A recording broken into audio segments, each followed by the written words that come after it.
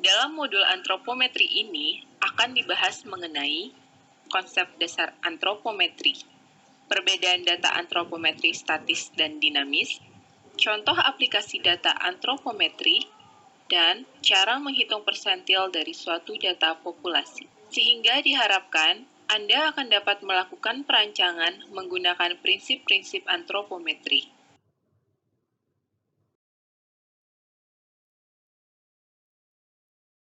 Menurut prinsip ergonomi, suatu perancangan hendaknya berbasiskan manusia atau human-centered design. Agar suatu perancangan nyaman digunakan pekerja sesuai tujuan perancangannya, salah satu faktor yang perlu diperhatikan adalah dimensi tubuh pengguna. Namun, perlu diperhatikan bahwa dimensi tubuh fisik manusia bervariasi. Variasi ini mengakibatkan perancangan yang sesuai untuk digunakan oleh seorang pekerja belum tentu sesuai untuk digunakan oleh pekerja lainnya. Kesesuaian perancangan dengan pengguna akan terkait erat dengan masalah keselamatan kerja, di mana perancangan yang tidak sesuai dengan dimensi tubuh pengguna akan menimbulkan resiko cedera, bahkan kematian.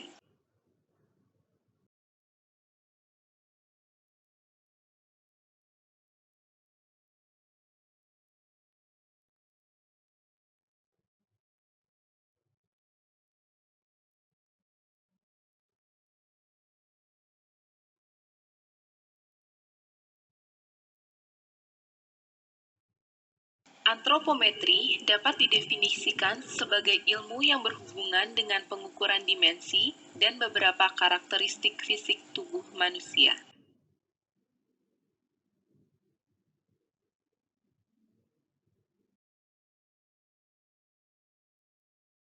Untuk keperluan evaluasi dan perancangan, antropometri dapat diaplikasikan dalam evaluasi dan perancangan produk, misalnya perancangan hand tool, kursi, dan meja komputer, handphone, dan sebagainya. Evaluasi dan perancangan tata letak, misalnya susunan mesin dalam suatu stasiun kerja yang memungkinkan pergerakan orang dan material, peletakan barang-barang di lemari, dan sebagainya.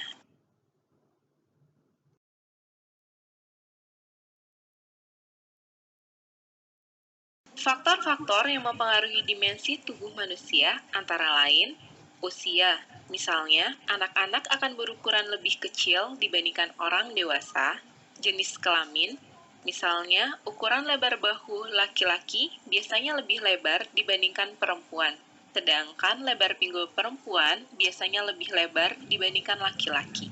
Suku bangsa, misalnya, ukuran tubuh orang Arab relatif lebih besar dibandingkan orang Jepang. Sosioekonomi, misalnya, penduduk dengan kondisi sosioekonomi rendah dan sering kelaparan, badannya menjadi lebih kurus. Pekerjaan, misalnya, seseorang yang terbiasa melakukan pekerjaan fisik, bentuk badannya akan berbeda dengan orang yang pekerjaannya di depan komputer. Gaya hidup, misalnya, seorang atlet renang biasanya memiliki bahu yang lebar karena selalu melakukan latihan yang banyak menggunakan otot lengan dan bahu. Dan waktu pengukuran dilakukan. Misalnya adalah ukuran kaki seorang yang telah berjalan kaki sepanjang hari akan lebih besar dibandingkan saat orang tersebut beristirahat.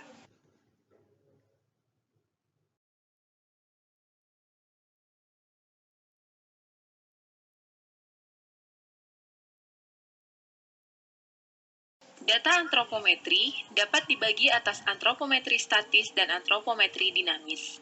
Data antropometri statis diperoleh melalui pengukuran pada saat posisi tubuh diam dan linier pada permukaan tubuh. Misalnya, tinggi berdiri tegak, tinggi duduk tegak, tinggi mata duduk, tinggi popliteal, dan lain-lain. Data antropometri dinamis diperoleh melalui pengukuran saat tubuh melakukan aktivitas. Misalnya, sudut putaran pergelangan tangan, sudut pergelangan kaki saat melakukan injakan, dan sebagainya.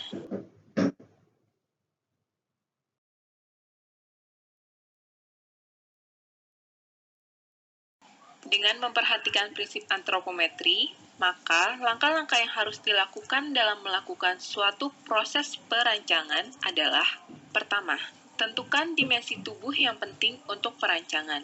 Misalnya untuk merancang kursi, Maka data antropometri yang dibutuhkan antara lain adalah tinggi popliteal, yaitu ukuran vertikal dari telapak kaki hingga bagian belakang lutut pada saat duduk, lebar pinggul, panjang popliteal, yaitu ukuran horizontal dari tubuh bagian belakang, paha hingga bagian belakang lutut pada saat duduk, tinggi sandaran duduk, dan sebagainya.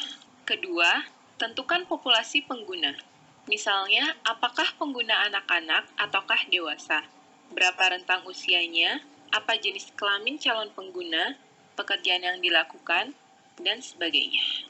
Ketiga, pilih persentase populasi yang harus terakomodasi. Keempat, untuk setiap dimensi tubuh, perlu dilakukan identifikasi, nilai dari tabel data, pastikan data yang dipilih itu valid atau sesuai kebutuhan, dan berikan penyesuaian pada data jika diperlukan, misal karena pakaian atau sepatu. Terakhir, jika tabel data antropometri yang dibutuhkan belum tersedia, maka lakukanlah pengukuran dan perhitungan yang diperlukan.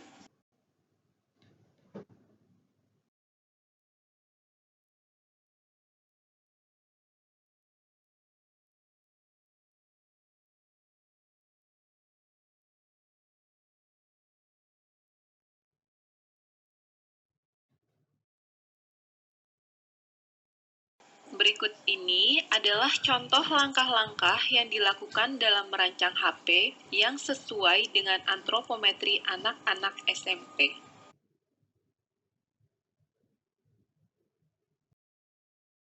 Hal-hal yang perlu diperhatikan untuk menggunakan antropometri dalam perancangan adalah siapa atau siapa saja yang akan menggunakan hasil dari rancangan, individual atau dipakai bersama, pria atau wanita, dari suku apa, memiliki usia atau range usia berapa, dan lain-lain. Ukuran apa saja yang diperlukan dalam perancangan, dan persentil mana yang akan dipakai.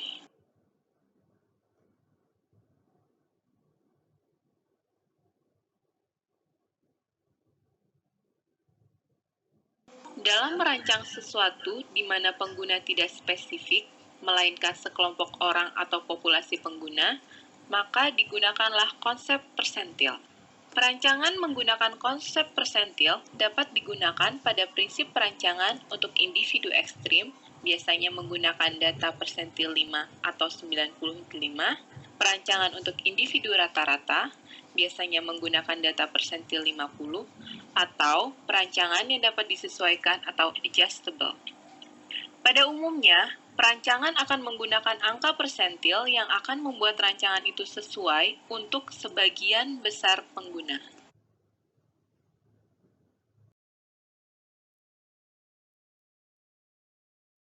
Konsep perhitungan persentil yaitu data yang dibutuhkan dalam perancangan diambil dengan memperhatikan jumlah populasi pengguna, kemudian diurutkan dari kecil ke besar.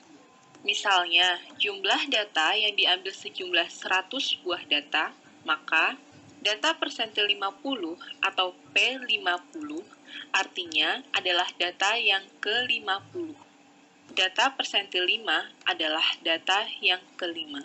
Dan data persentil 95 adalah data yang ke-95.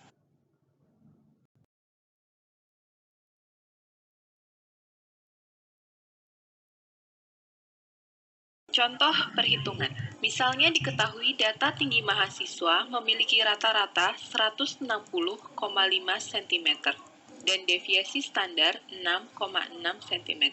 Berapakah persentil 37,5?